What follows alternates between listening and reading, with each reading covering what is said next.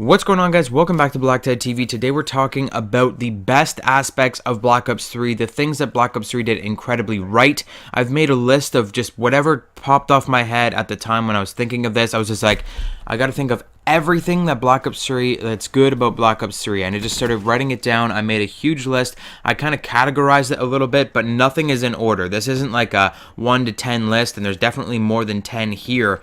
But there's no order, there's no ranking system, it's just whatever came to my mind first, and I've put them into different categories. So the categories that we have are creative class, gameplay, miscellaneous, and black market, and we're just going to run through each of these categories. I'm going to tell you guys what I found to be the best aspects of Black Ops 3. The gameplay that you're seeing is whatever gameplay I got just today. Apparently I'm not that great at Call of Duty Black Ops 3 anymore. I've been playing Modern Warfare Remastered a lot, and I came back to get this gameplay. The new weekly came out, and I was just like, okay, I need to get some gameplay because I'm completely out of Black Ops 3 gameplay. Started playing this, and apparently I'm terrible at this game now because I don't know why. I'm just level 1000. I got like everything in the game completed, and I suck. I don't know what's going on. I think my gameplay picks up towards the end, like halfway through the game. I'm gonna start getting streaks and stuff, but until then, it's a little bit rough. So be nice. Okay, starting off with creative class, let's talk about the specialist abilities. I found the specialist to be really cool. It was a brand new thing that came into this game.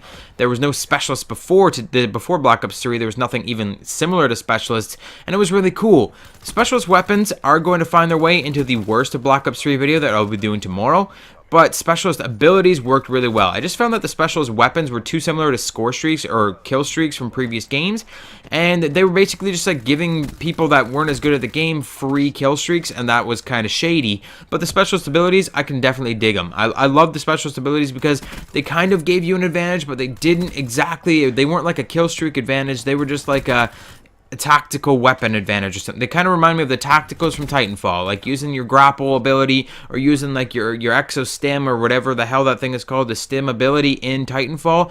Gives you a little bit of an edge, but it's not like a score streak style edge. It's just like a little helping hand, and that was really cool to get that every so often in a game. I enjoyed the specialist abilities. I enjoyed the uniqueness of each of the specialists. It was just a really great added thing that they put in this game. This was never in any Call of Duty game before. This is one of my favorite parts of Black Ops 3.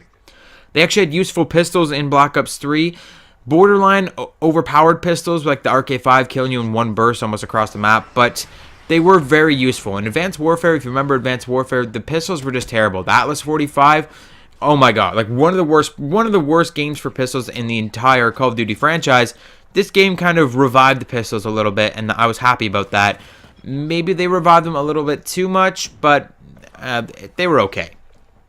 Auto burst weapons, these were the new burst fire weapons where you held down the trigger and it automatically cycled through the burst, like the XO2, the 48 Dredge. This was really cool, really helpful. I really enjoyed those weapons. We got, okay, so weapon alterations, bad. Like patches and buffs and nerfs, there was a lot of them in this game. They changed the weapons so much in this game. That was a really bad thing. We'll talk about that in tomorrow's video.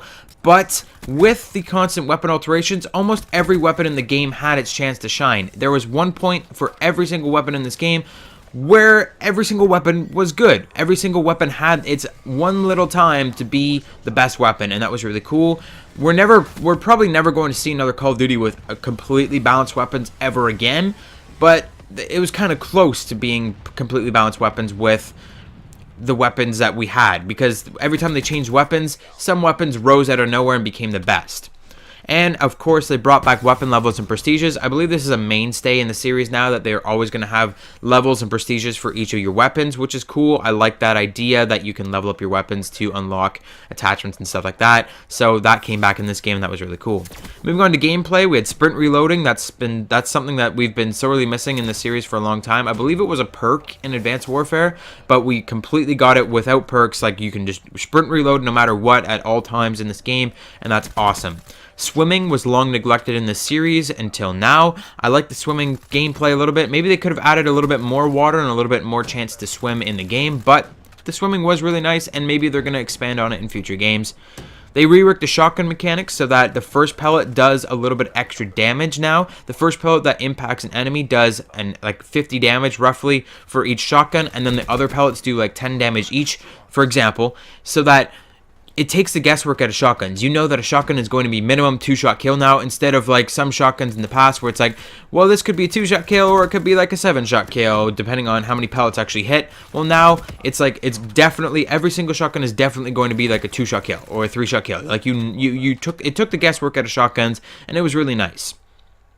Let's talk about the movement. The movement was awesome in this game. It was largely boots on the ground. It did a much better job than Advanced Warfare. Advanced Warfare with the side-to-side thrusting and the boosting 50 feet up in the air. This weapon was largely boots on the ground. It had a classic Call of Duty feel, but it also had that futuristic chain movement style of getting around. I like the wall running. It felt really natural, this game, whereas Advanced Warfare kind of felt jittery, and it felt like crammed in there where you're jumping up into the air and doing all these crazy movements. Well, Black Ops 3 felt almost natural, where it's just like you have an expanded jump. You can jump a little bit higher. You can move a little bit faster. You can wall run a little bit. Like you can wall run so far, but then you fall off the wall. It felt really good. And finally, Fracture. We got a cool new game mode. We're going to talk about Safeguard tomorrow. That's in my worst of Black Ops 3. But Fracture was a cool new game mode that they added about halfway through the game. Miscellaneous, we had tons of simple customization. So customization in this game, mostly bad. We'll talk about that tomorrow a little bit and talk about a lot of the black market stuff tomorrow. But there was simple customization. Instead of Advanced Warfare, where there was boots and knee pads and gloves and everything, in this game there was a suit and there was a head for each character, and you could customize those. Like, could you imagine going through the black market trying to find like boots and knee pads and gloves? Oh my god, I couldn't do it. I could not do it. We had lots of camouflages, both unlockable and earned in the black earned in the black market. I like the camouflages a lot. That adds a lot of fun to the game to me, like trying to unlock all the crazy new crazy camouflages and stuff. Apparently Infinite Warfare is going to have a ton of camouflages, so I'm very excited for that.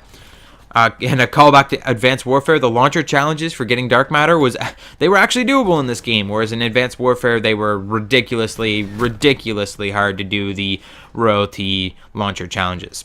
Finally, we're moving into black market. Now, the black market is largely hated by everybody, but there were a couple things out of the black market that could have been that were good and could have been better, but they were okay. There was a lot of things that were really bad about the black market, and we're gonna trust me. I got like a list, as long as everything in this list just from the black market, for the worst of Black Ops 3 tomorrow. So the good things that came out of the black market, the DLC weapons that came out, they were mostly fan favorite remakes, and with the classic weapons coming in Infinite Warfare, I can definitely guarantee you that classic weapons and fan remade weapons are really cool. It's really fun when we get weapons that come back from previous games that we know and love, and we know how to use them, and they make their return, and they're like a little bit different. They maybe like change up the style of them, make them a little bit more futuristic, but they're largely the same. Those are awesome. It's awesome to get your hands on weapons that were your favorite from previous games, and that's what they did with a lot of the weapons that came out of the black market this year. Occasional deals and supply drop packages were really cool when we had those like rush deals where it was like spend all these crypto keys and get this awesome package for this weekend only. So then you got people on the game grinding it out. Every tryhard in the world's on there making some very good competition for you. It was a lot of fun when you had really good deals in the black market where you could go after them. They should have had more deals, but with the deals that they had, it was fun to get in there and try and go after those crazy good deals. And finally, the contract system. It would have been cool. The contract system was really awesome. Well, it wasn't really. It definitely could have used some improvements, but it was an awesome addition to the game. It should have been in the game at launch, but it was a good addition to the game. It kept people interested in the game to get those extra crypto keys, to keep doing those crazy challenges. Then they added the special contracts and all that. That was really fun. That is it for what I found to be the best of Black Ops 3. It's not a very long list. It's not a very extensive list. The worst of Black Ops 3 is, I gotta tell you, it's a hell of a lot longer, and we're going to be doing that tomorrow, so make sure you subscribe so you get that. Tell me what you think is or are the best aspects of Call of Duty Black Ops 3 in the comments section down below. Hit the like button if you enjoyed this video. We're almost at 1.6K for subscribers, so make sure you hit that subscribe button, and I'll see you guys tomorrow.